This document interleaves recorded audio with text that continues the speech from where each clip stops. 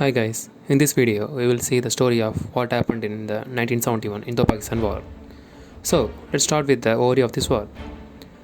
1971 war was a major conflict between India and Pakistan, which occurred during the liberation of East Pakistan or Bangladesh, which started on the day 3rd of December 1971. During this war, Indian and Pakistan side clashed on two fronts, both eastern and the western fronts.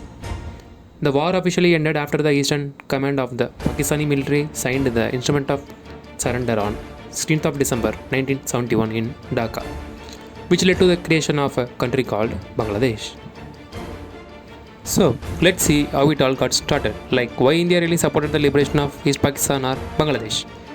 The media correspondents in East Pakistan began airing the Pakistani military's genocide against their Bengali citizens, particularly aimed at minority Hindu population. The Indian government appealed to the international community for assistance, but there is no response. Why? Because the US is in favor of Pakistan at 1971. Our PM Indira Gandhi on 27th of March 1971 expressed her full support for the independence of East Pakistan. She also quoted that instead of taking in millions of refugees, it was economical to go to war against Pakistan. On 28th of April 1971, the Indian PMS ordered a cabinet meeting with the Chief of the Army Staff. The Indian Research and Analysis Wing, which we call it as RAW today, has recruited and trained the refugees as Mukti Baghani, which means the freedom fighters against Pakistan. After the India's support, things in East Pakistan are totally different because of violence and systematic targeted killings over Pakistani officials, like vehicle bombings on government offices, which becomes a regular news in the eastern front of Pakistan. Did the Indian Army Chief Sam Manakshaw said yes after the Indian PM's decision over to go war against Pakistan?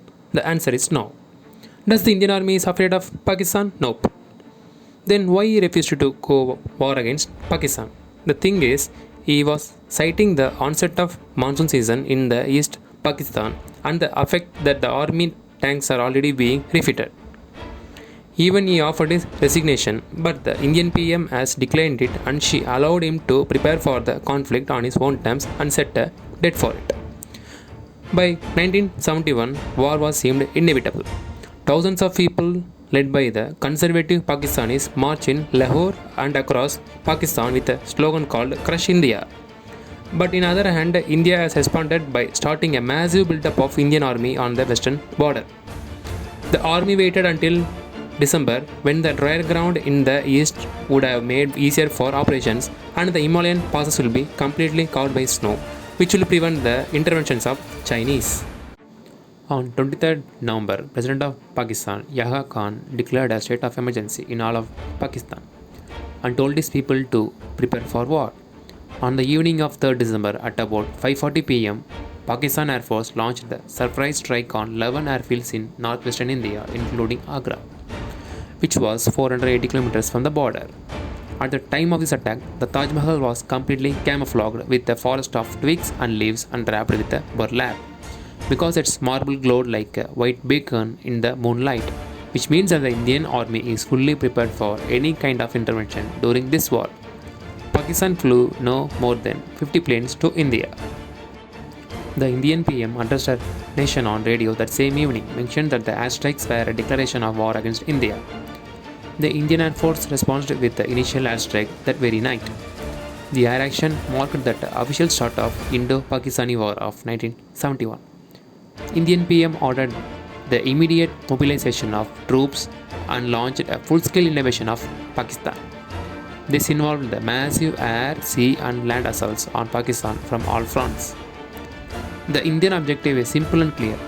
In East Pakistan front was to capture Dhaka, on the western front was to prevent Pakistan from entering Indian soil.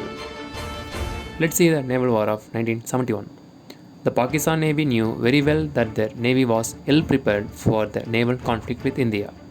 The Indian Navy's Western Naval Commander Vice Admiral S.N. Kohli launched a surprise attack on Karachi port on the night of 4th or 5th of December 1971 under the code name Trident.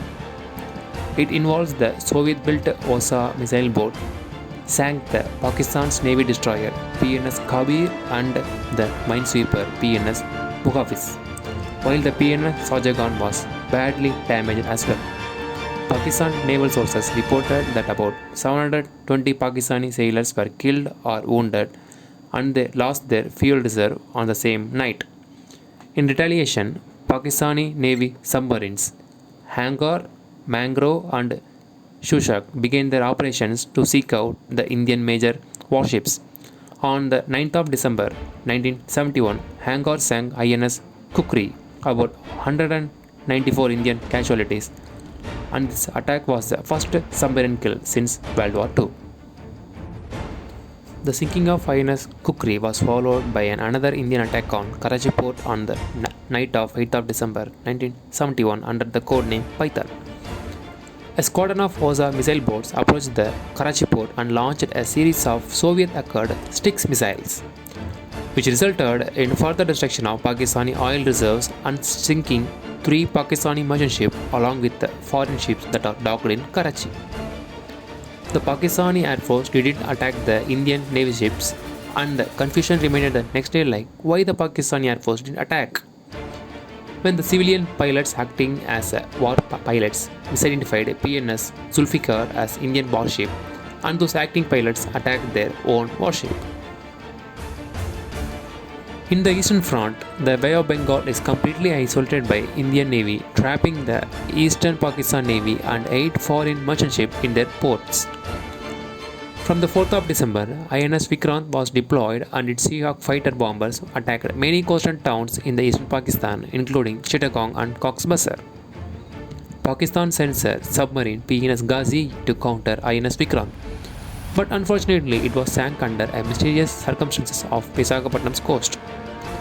The damage of Pakistan Navy stood at 7 gunboats, 1 minesweeper, 1 submarine, 2 destroyers, 3 patrol aircraft belonging to the Coast Guard, around 18 cargo, supply and communication vessels, and a large scale of damage inflicted at the naval base dock of the coastal town of Karachi.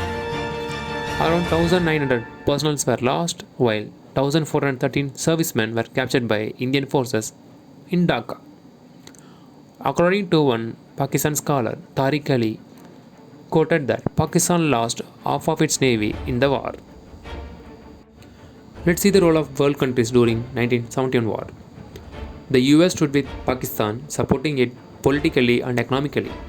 Pakistan was a close formal ally to the US and also had a close relationship with China. Even the president of US, Nixon, encouraged the Jordan and Iran to send military supplies to Pakistan, while also encouraging China to increase its arms supplies to Pakistan. But all supplies were very limited. The Nixon administration also ignored reports it received of the genocidal activities done by the Pakistani military in the East Pakistan. Most noticeably, the Blood Telegram, which made the US Congress and the international press criticizes and condemns the US support for Pakistan. Even though the US President Nixon and his Secretary of the State, Henry Kissinger, refused to intervene in large civil war, but the US was still concerned about Pakistan. Why? Almost all the major countries are in favor of Pakistan, like the US, the UK, and the Iran, Jordan, Saudi, etc., except one country, which is the Soviet Russia. Because the Soviets are in favor of India during this war, because of the treaty, which was signed between the Indian PM Indira Gandhi and the Soviet leader Leonid Brezhnev on August 9, 1971.